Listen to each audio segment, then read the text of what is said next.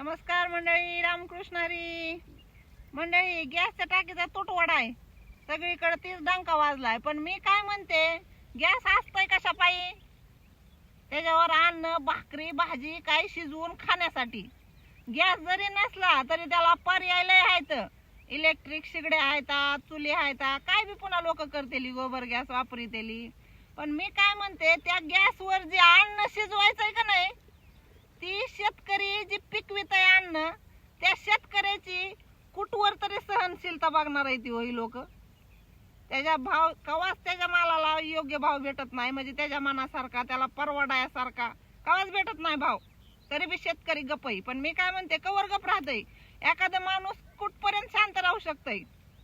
त्याला बी काय मर्यादा असते की?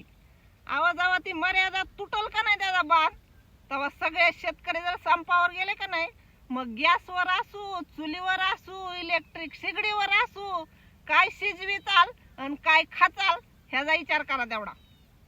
त्या पाय जरा शेतकऱ्याची अजून सहनशीलता तुटलेली नाही, तर कुठंतरी त्याचा विचार करा सगळ्यांनी.